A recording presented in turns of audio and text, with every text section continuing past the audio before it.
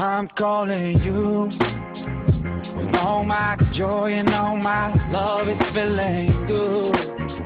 Gonna do to you the time of my life, my days and my nights, so it's alright. End of the day, I still got enough on me and این هفته خبر تو خبر داره براتون. از کاسه کوزه به هم ریخته عظما تو مذاکرات هسته‌ای که میخواست نونشو به شیوه آخوندی یعنی دولوپی بخوره، ولی لقمه تو گلوش گیر کرد و آثار خفگی هم بارز شد. برگزاری دو دور مذاکرات مقامات ایران و آژانس بین المللی انرژی اتمی در وین. این نشست در آستانه مذاکرات فراگیر هفته آینده ایران و گروه 5+1 که در بغداد در کانون توجهات قرار گرفته. طبق معمول اگه کسی خبر رو از تیوی ریش میشنید فکر میکرد آژانس بین المللی یه دسته گل هم به نظام الهی جمهوری اسلامی به خاطر تلاش‌های صلح آمیز هسته‌ای داده و الان هم دنبال جور کردن جایزه صلح نوبل برای سلطانی است. باز هم طبق معمول در جهان فقط تلویزیون خامنه‌ای بود که صحبت از پیشرفت مذاکرات و ابراز ارادت مقامات آژانس نسبت به دم و دستگاه بمبسازی رژیم میکرد. ولی تو شبکه‌های خارجی حتی خود جلیلی حرفای دیگه‌ای میزد. Iran's nuclear negotiators warning unconstructive comments by the West could jeopardize talks on his country's nuclear development. البته این بار نظام فکرش رو پیشاپیش کرده بود و به اینکه چرا هیچ کس دیگه‌ای چنین گزارشی نداده هم پرداخت. این بخش از مذاکرات ناکارتس در رسانه‌های غربی سانسور شد.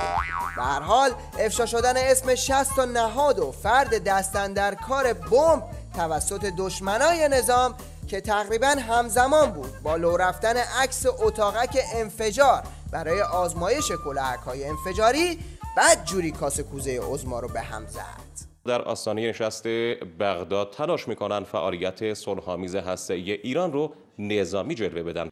اینطور بود که وسط فک زدن از پیشرفت مذاکرات فک عظما پیاده شد.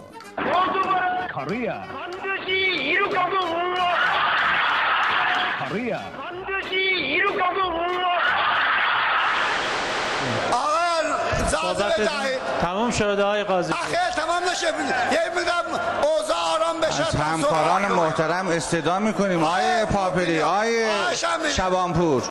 حداد عادل هم وارد رینگ خونین شد و اعلام کرد که حتی اگه فقط خودش به خودش رأی بده میره به جنگ لاریجانی.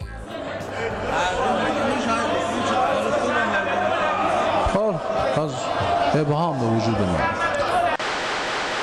بعد از کلی تبلیغات توی تیویریش و خود تلویزیون سوریه که مردم معترضی وجود ندارن و همشون تروریستای اعزامی از خارج مرزها هستن، تلویزیون زرافه وحشی سوریه باز هم دستگل به آب داد.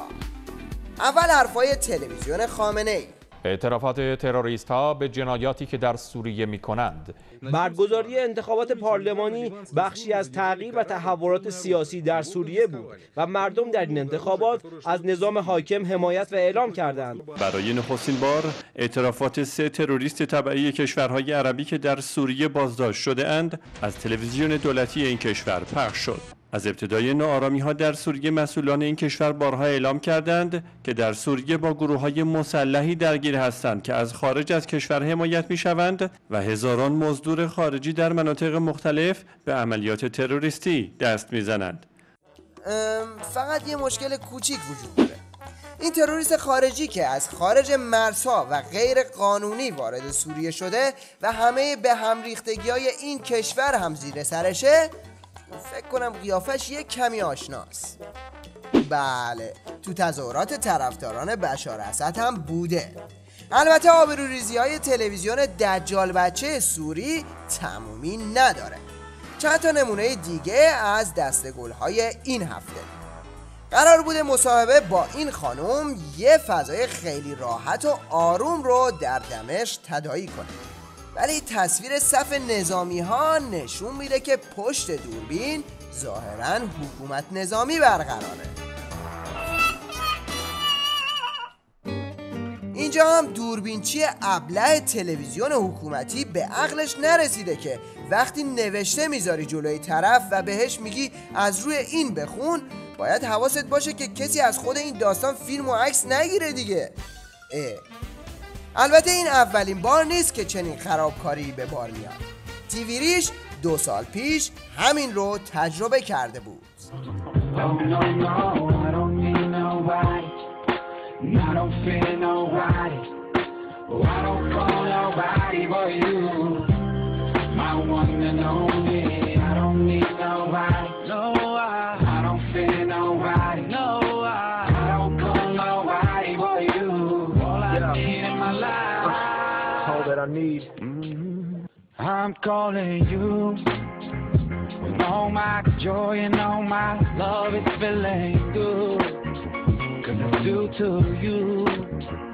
The time of my life, my days and my nights, so it's alright. At the end of the day, I still got enough on me and mine. یکی از علائم پتال شدن وضعیت عظما اینه که هارت و پورت‌های منطقه رو میگیریم و هلال شیعی تشکیل میدیم و نمیدونم از اینجور چیزا رو گذاشته کنار. به جاش تو تلویزیونش صحبت از هلال مهربانی میکنه. منظورش هلال احمره. در این شبهای مهربانی، هلال مهربانی، ماه مهربانی، طبعا جنگولک بازی در تیوی ریش تعطیل ناپذیره.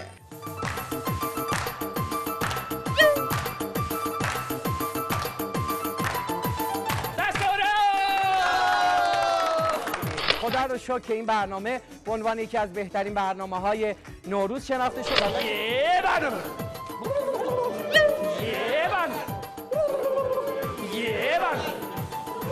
این رو همه با هم بگیم. شبکه 5 شبکه گنج، برنامه هاشو ببین، دست از سرش بر ندار. همه میگیم شبکه تو شبکه 5، همه میگیم شبکه تو شبکه گنج. این روزهای قشنگ بهاری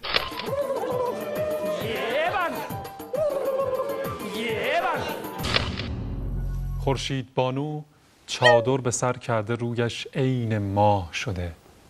چادر شب، مادر من ماه است.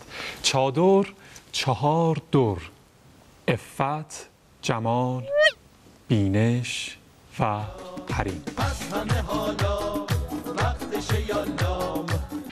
البته جای نگرانی نیست. در تیوی ریش پیروزی‌های 6-0 وزارت اطلاعات در برابر بدخواهان و براندازان شرق و غرب و جنوب و شمال و سایر جهات همچنان در سریال ساخته وزارت اطلاعات ادامه داره.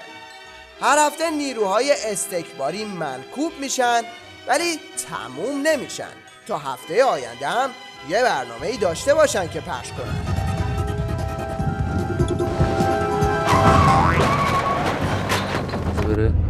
زیاد شد یکم پایین. چپ چپ چپ چپ چپ. زیاد شد یکم بی پایین. آروم حرکت بده. به نظرم دیگه وقتشه که طایب دست به کار بشه. بله چشم، حتما.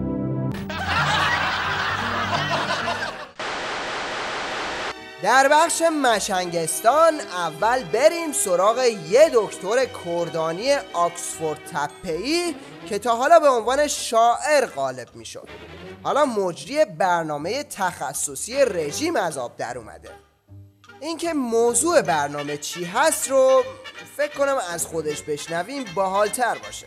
اندار این هفته قرار داره که با شما بینندگان خوب به طرح یک موضوعی بپردازه که اینها موجوداتی هستند که همین الان ممکنه کنار من ایستاده باشند و قراره که شما نترسید و شاید هم در خونه کنار شما باشند. این برنامه پندار یک برنامه کاملا جنشناسانه است. ما میخوایم امروز در مورد جن صحبت کنیم. اصلا ممکنه تو تلویزیون براتون برنامه اجرا کنن. هر کدوم هم یه عنوان دکتر که تو رژیم مفته به دومشون بستن، همینطوری با فرغون ریختنشون تو برنامه. بریم سراغ اولیش. حجت الاسلام جن جنون نماینده تامل اختیار اجنه روی زمین. بحثی رو که در خدمت بینندگان محترم داریم بحث جن و مسائل پیرامونی خلقت جن قبل از خلقت انسان رخ داده. یعنی در حالتی که به طور طبیعی از در بسته میتونه مثل اشعه رد بشه. خب این جن هم پس چون مکلف قدرت اختیار داره، هم مسلمان داره هم کافر داره. میشه از ویژگی های جن که شما مطلع هستید نام ببرید؟ اگر انسان بتونه اون بخش مسلمانش رو در اختیار خودش بگیره، شاید بتونه تو زندگی شخصیش ازش استفاده بکنه، بهره ببره. و این اعتقادات وجود داره که در بین جوامع مثلا حالا اسلامی بعضی ها جن در کار روزمرهشون هم حتی استفاده میکنن، کمک میگیرن. شن انداختم تو دیگه. یکی دیگه از مشتری های دائمی بخش مشنگستان دلغک نظام قرائتیه. همون که سعدی میگه بنی آدم اعضای یکدیگر. منظورش اینه که بنی آدم اعضای یک پیکرند. اون آدم با ژست و فیگور و تسلط میگه که انگار سعدی اشتباه کرده و خودش درست میگه. آخه آخوند، بنی آدم که نمیتونن اعضای همدیگه باشن. مثلا یکی پای اون یکی باشه، یکی دماغ این یکی. آخوند بی سواد که ژست معلمی و سواد بگیره همین میشه. آها یه روزی از خیابون رد می شدم، یکی گفت آی قرائتی سلام علیکم، گفتم سلام و زهره بگن مار. مگر انسان کوریتی بر خیابون مخواب با او بر خیابون بره دستش بگیر. در پایان توجه شما را به تاثیرپذیری شتری جلب می‌کنیم که ظاهراً از صاحب خوشمشرب و هنرمندش خیلی تاثیرپذیرفته. തുറകളിൽ നിന്നൊരു തുകിലടി മേളത്തായം വകയുടെ ചമ്പടമൊഴുകി കന്നാലികളുടെ കാലിത്തട്ടകളിടയിടയൊഴുകി തികുലുകൾ ഒഴുകി അത്തിമരത്തിൻ കീഴെ തറയിലൊരപ്പോ ദിക്കിരി നല്ലത് പാടി തണ്ടട് പലയേട് പണയേട് പണമെട് മൊഴികളിൽ അലയുടെ തകിലടി മുഴി തണ്ടട് പലയേട് പറയേട് പണമെട് മൊഴികളിൽ അലയുടെ തകിലടി മുഴുകി തരികിടത് മൃതത്തെ ദാകിടത് മൃതത്തെ ദിമികിടത് മൃതത്തെ